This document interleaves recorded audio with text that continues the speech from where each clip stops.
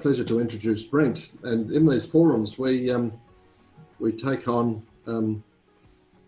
a farmer who is heavily invested in their livestock enterprise, and invariably they are very, very keen to firstly test what they do with others, and it takes great transparency and confidence to do that, and we've found another one in Brent to do that.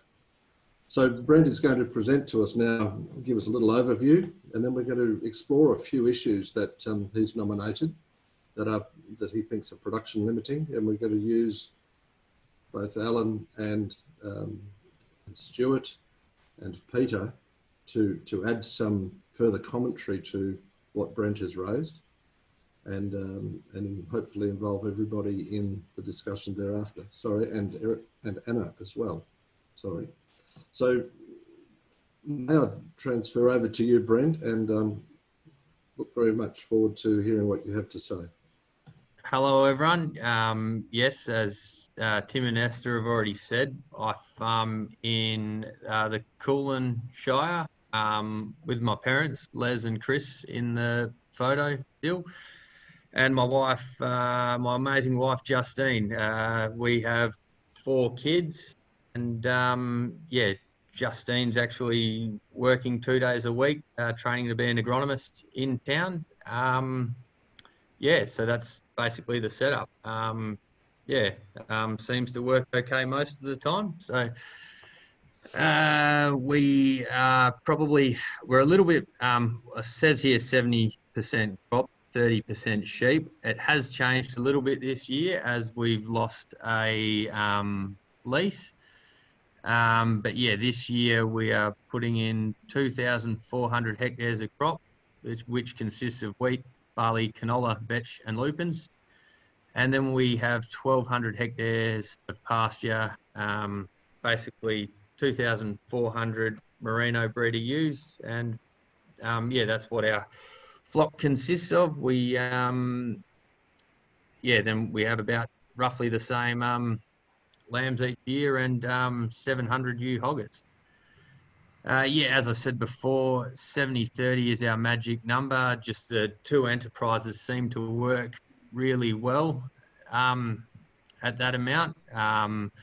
The crops seem to reduce the cost of supplementary feeding, and yeah, the pastures reduce chemical use, I guess, and nitrogen inputs to the crop the next year. Basically, this talk, there is a fair bit to do with cropping in it, as we are 70% cropping on our farm. So that takes the seems to take priority a little bit. And today I'm going to try and talk about ways we use the 2 enterprises to work together. One of the big things that sprang to mind with that is the Chaff Cart. We've had, well, Dad started it back in, well, really the 90s. He had a Chaff Cart, and we've kept using it. It reduces the weed seed bank, which reduces inputs a bit, and it makes our stubbles last twice as long for the sheep. It really does lower our supplementary feed costs. Next slide, please, Esther. Now, Esther's managed to get Peter Newman on board. Peter, when I was talking to him, asked me to chuck in a few photos of the Chaff Cart setup inside the header.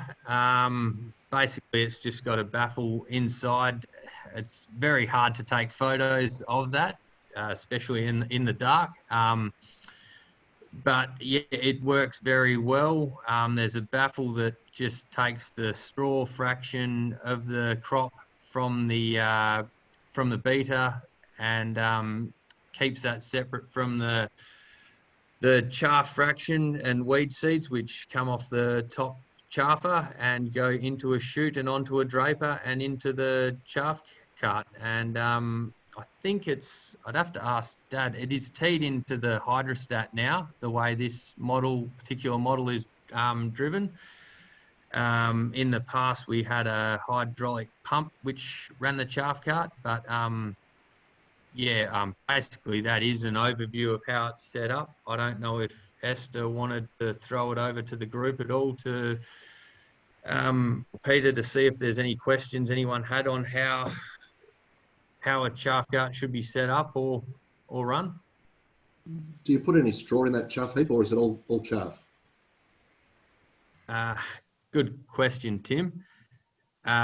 We try and get as much chaff as we can, but it's all a compromise. The less straw you have, the better sheep feed it is, but the longer it takes to burn when you do burn it, and also the harder it is to, if you try and separate it too much, as we did with our previous chaff cart. This was the first season with this model. You can't get the capacity out of the header, but there is a little bit of straw in there. What, as a percentage, I'd say less than 5%, 3 to 5% maybe.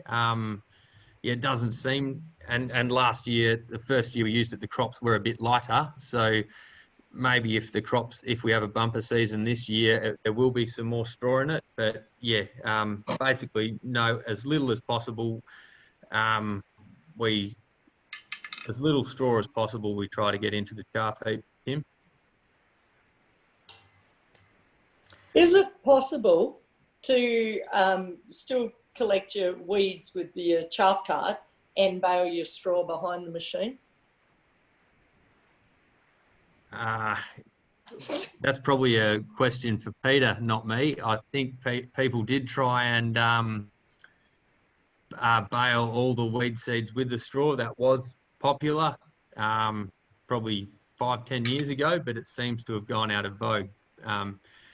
If that's what you mean, or I'm not. I think some people down West Arthur were collecting a trail of straw and baling that after, but I don't know a lot about that. Sorry, Sonja.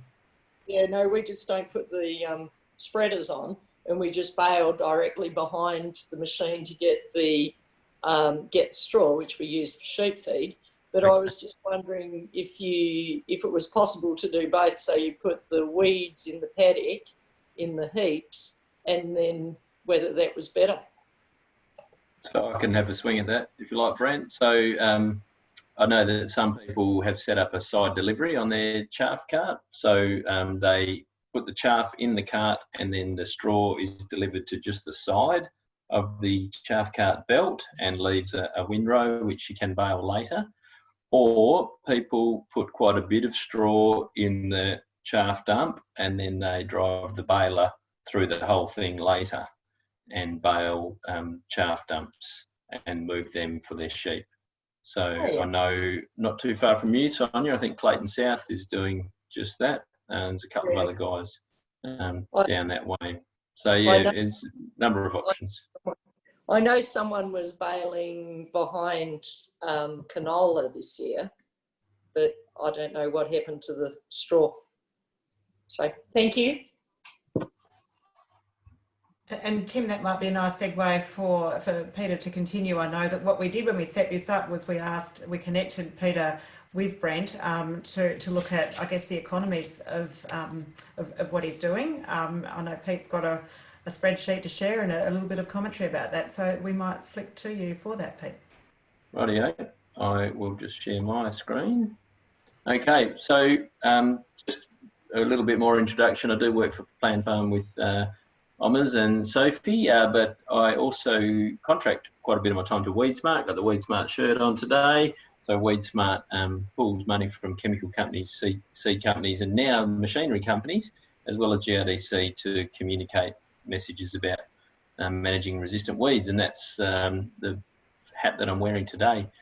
So the spreadsheet I have here is one I made to calculate the cost of harvest weed seed control. So we have about 7 or 8 harvest weed seed control tools, and we used to do costs of harvest weed seed control for the average farm, if you like, and found that it only ever worked for that average farm. So I developed this spreadsheet so that people could put in their own numbers and work out the costs. And I'll just go through it so I can explain why you need to use your own numbers.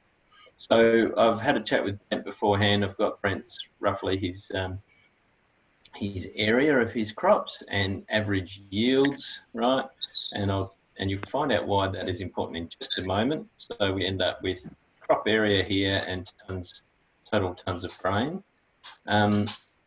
Now, with calculating the cost of harvest weed seed control, we need to consider the nutrient removal. So if, for example, we're talking about a chaff cart, if we were to use that chaff cart, put the dumps in a row across the paddock and burn them, then we are removing nutrients from the rest of the paddock and burning it. And the main nutrients that we are removing are nitrogen and potassium. And so we need to consider that cost of nutrient removal for all of the harvest weed seed control tools. So in here, I've just put in some typical sort of fertiliser prices of the minute. You can adjust these to work out dollars per unit of each of the nutrients. And then over in another part of the spreadsheet, I have the calculations. And years ago, I measured the nutrient value contained within chaff dumps and in narrow windrows for burning to work out how many units of nutrient we're removing. And it's roughly 10 units of K per tonne of straw or chaff, and about 6 units of N, and maybe half a unit of P and S per tonne. The other, I'll just keep going, and you can just follow along, and then it will all make sense in a moment. So also, when we are considering the cost of harvest weed seed control, we need the cost of ownership of the machine. So a chaff cart, costs some money. So to work out that cost of ownership, we actually add depreciation and interest together to work out the annual cost of ownership. And so for the chaff cart, we've used $60,000. The latest chaff cart from Tech Farm is $60,000, I think. They came down in price a little bit. And there's also second-hand ones on the market as well. We also need to consider the cost of harvest per hour. So some farmers, well, not everyone carries this number around in their head. The cost of harvest is the cost of running the harvester and the chaser bin, and it's obviously the depreciation on the harvester, the ownership costs, repairs and maintenance, labour, fuel, etc. And so anywhere from $400 to $600 per hour is a typical harvest cost. And then we put in a harvest rate per hour to work out our harvest cost per hectare. We also have the cost of the wearing parts for the mills, so replacements of the mills and how many hours they last for. Now, I might just skip past your sheet numbers for now, Brent, and I'll skip firstly to the cost of the chaff cart, and then we'll talk about the benefit of the grazing of the sheep, and I've got some numbers from Ed Riggle around his work there. So there's Brent's sheep numbers. That's roughly right, isn't it, Brent? The breeders, lambs, and new hoggets. Yeah. And you work out at the moment to be over 1,900 hectares of pasture, I think. So actually, like you said, 56% crop this year, whereas normally you like to be 70, something like that. Have I got that right? Yeah, probably a little bit too much pasture area, but that won't matter. Okay, I might just skip past Ed's numbers now and let's just have a look at this cost of harvest weed seed control. So narrow windrow burning for those yields $24 a hectare. So surprisingly high, and that's because there's a lot of nutrient drain with narrow windrow burning. With windrow burning, we put everything out of the harvester, straw and chaff, into the windrow, and then we burn it. Even though the potassium stays behind in that windrow, we've redistributed it from out wide into that narrow windrow. So there's a cost of removal there, mostly potassium and nitrogen. So windrow burning, and then we have chaff line, which is just the chaff off the sieve into a narrow chaff line and left, not burnt. We have the chaff deck, which is putting the weed seeds, just the chaff on the wheel tracks. The chaff cart, in this case, came in at $17 per hectare. And then we have the mills, all around that $13 to $14 per hectare for Brent's size of farm and crop. And that is assuming that the chaff is spread evenly back over the paddocks, so there's no cost of nutrient removal for these. Now, some of these machines are better than others at spreading the chaff back over the paddock, so that's something else to discuss. The weed hog is another new weed seed mill coming to the market, which is a lower kill but lower cost, and hence the lower cost per hectare. And then the bale direct, that is the other answer to Sonja's question: can you tow a baler behind the harvester? Very expensive, but if you have a market for bales, you can recoup all of that cost. time. So the total cost for the chaff cart is $42,000. So I just would point out that this chaff lining cost here of $10.94 is almost exclusively nutrient cost, right? So the nutrient component of the chaff cart is about that $11. The cost of ownership and towing the chaff cart and maintaining it is only about $6 per hectare, but we have to consider that $11 nutrient removal. Now, if we go across what I've done with Ed Riggle, so I'll just go back up to his numbers here, right? Any questions so far? Is that all making sense? Is that okay, Brent? Yep, no, that's good. Thanks, Peter. Yeah. I'm just going to move the pictures out of the way. Okay, so I spoke to Ed. Ed has done a great job of measuring the benefits of grazing chaff dumps, and I'd be interested to get your thoughts here, Brent. So he had a lot of comparisons with chaff dumps in one paddock and no chaff dumps in the other, and weighed the sheep several times and measured their weight gain. And on average, a grazing chaff dumps of a range of different, crop types, and there's slight variations there. The sheep were 3 kilograms per head heavier from grazing chaff dumps compared to not over a 6-week period. And so to work out the benefit of that, there's a few different ways you can do that, isn't there? And one way is to just say, okay, 3 kilos per head times the live weight price of what, about $3 a kilo live weight? Where are we at the moment? Yep. You're probably better off asking Alan or Tim, but yeah, I think that's fair. Yep. Rough figures. We could say it's a $9 per head benefit.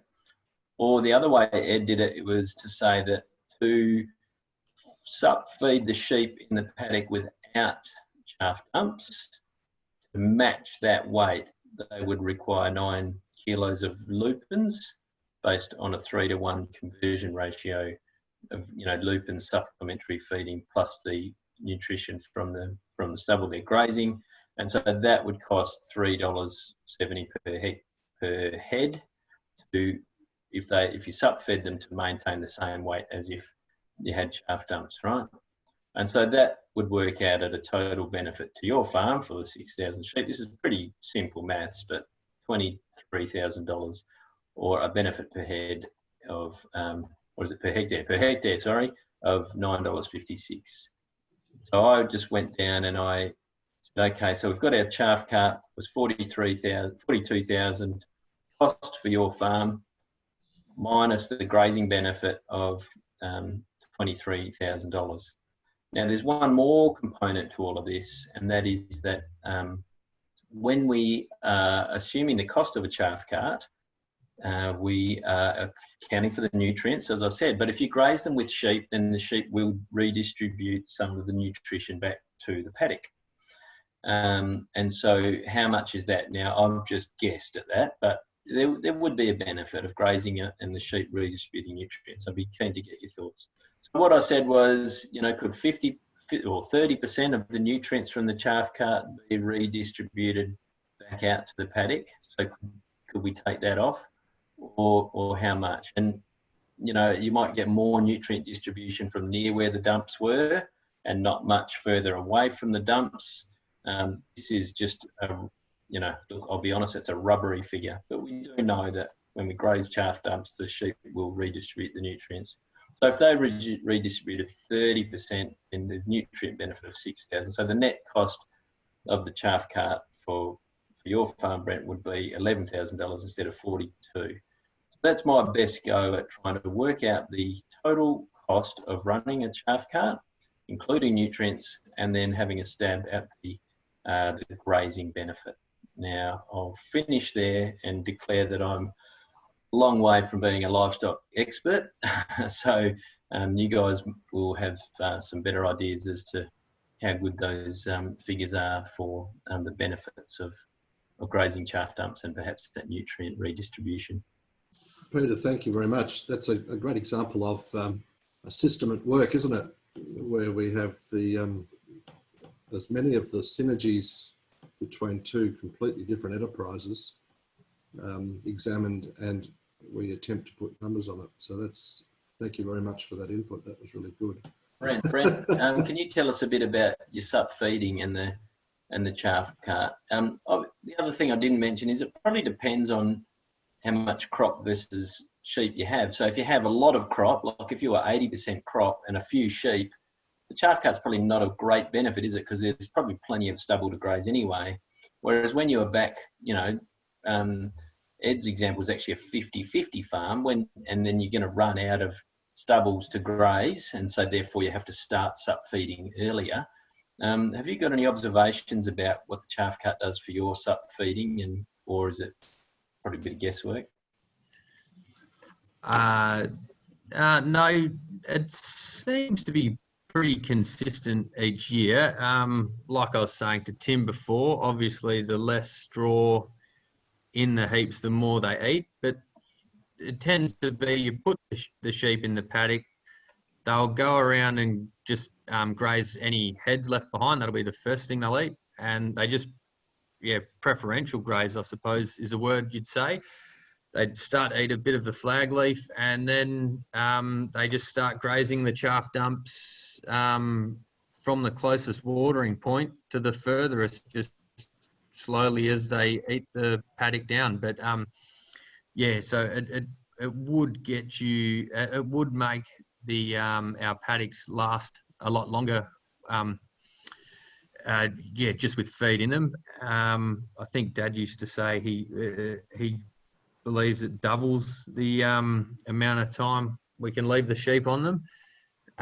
It also, depending on the year, I know some years where we've had our wheats going ASW low protein, we found they haven't done as well on them, and we've had to increase the amount of, as soon as the sheep were on the stubbles, they had to get lupins, I guess, just a trickle of lupins to help them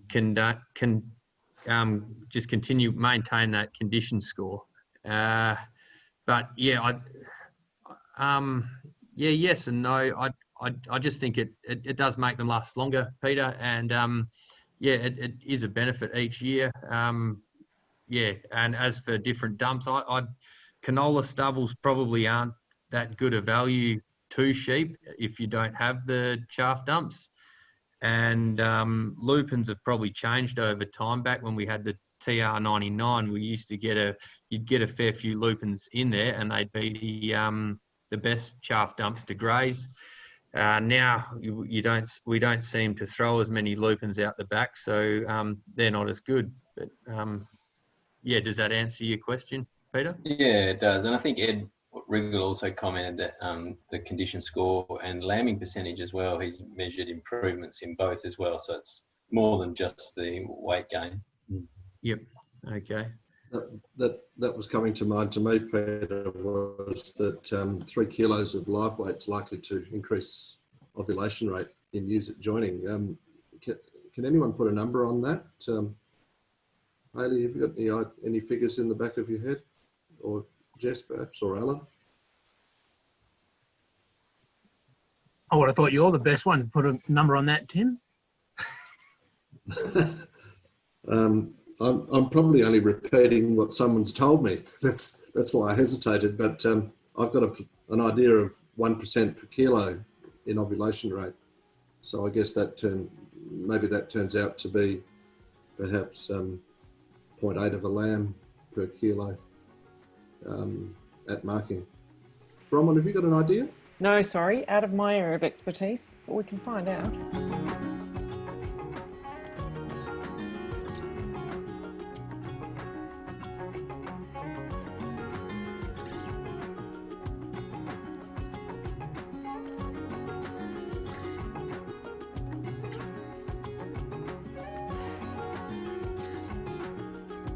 The other part of this system that comes to mind, and this is only from my own experience, is particularly with weaners that are woolly over summertime, they accumulate a rather large amount of chaff in their wool.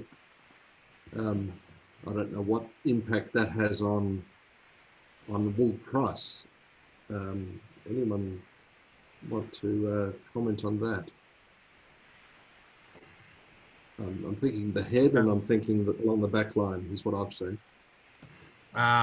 Yeah, it might be a bit different if you shear in February, Tim. We spring shear still. Well, we shear in September. We don't really tend to get much trouble with the VM from it. I guess some of our weaners we have shorn twice a year, and the only spot we really noticed it was in the top knot. They'd have a bit of VM in there from having their heads in the chaff dump. So yeah, maybe a few more pieces, but that's all I can come up with. Sorry, Tim. You just reminded me, Brent, I had a guy call up once. He said, I bought a chaff cart, first year with it, I've paid for it already. I've harvested my canola, I've got these big black dumps. And he drove his header back through his canola dumps and harvested all the canola out of them and puts an extra 60 grand in the bin. And then he said, I shudder to think how much canola I've blown out of the back of the header in the past. And it wasn't until he put the chaff cart on that he actually found it all. Yeah, right. Yeah.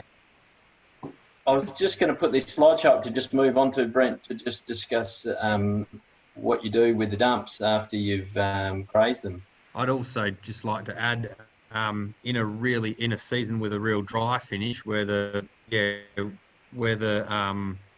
protein of the grain's very high, the tight finish, the sheep will do really well on it, or a lot better, even the young ones. But yeah, with a soft finish, when we have low protein crops, I guess, they won't tend to do as well on that type of chaff heap, and we supplement feed with lupins in those seasons a lot more. Thanks, Brent. And I know we're just about at the end of our allotted time, Esther. I thought I might just finish off with what Brent does with his chaff dumps. I'll just show you a couple of slides and then get you to comment if that's all right. This is a slide from Andrew Boltby. He's in York, who was one of the first guys to graze dumps and then just seed through them, unless you guys might have been doing it before that, I don't know. But he grazed the dumps and then would knock them over with a scarifier down to about a foot high and then just seed through. And that's what it would look like in the year that he did that, and then the following year it would look a lot better. And he would see this real rotting of chaff. And then this is the 2-year-old chaff dump. So it went from being bare to being the best part of the paddock because of all the mulch and everything rotting down in there. So he sees really good growth, and I'd be interested to see what you guys have. And then he moved on to burning them in winter. So when he would get he'd seed the crop through them, and then when he got a bit of a dry spell, for a couple of weeks in winter, actually just said he sent his wife out with a firebug for a day, and she just lit up everything that she could find. And there's no need for a fire break because you've got green crop all around you, and would burn out these little patches like this. So you lose that little bit of production, obviously, and you have a small bare patch. You've still got time to grow something on it. But that was just another simple way of managing the dumps after grazing. So yeah, just grazing chaff dumps opened up a whole different heap of management we hadn't thought of with chaff carts. And I'd be interested, Brent, to just hear how you manage that end of the deal. Yeah, right. In the past, we've just got a straw rake and raked around the chaff dumps, then burnt them in sort of March, just leading up to April. The past 2 seasons, the DFES has been putting the burning season back closer to April. So this year we actually burnt most of the lupin and canola stubbles because they were very easy to burn. They weren't going to run away on us at all. And we have burnt the rest once we've seeded through them. And it has worked very well. The only, most of the cereals have actually come up through what was, and lupins have come up in what was seeded through and burnt. The only thing that hasn't is the canola.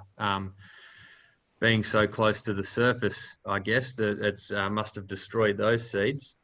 And the other part to add to that, Peter, is there's a lot of people now who are, where they've got salt scalds or areas of the paddock which have blown the topsoil away. Some people are dumping chaff heaps in those patches and never burning them, which was, getting a similar result to what the 2 slides back, what you've shown with, breaking down to that composted type thing. Maybe the slide before that one, Peter. Is it? You sort of get this decayed old chaff heap, and on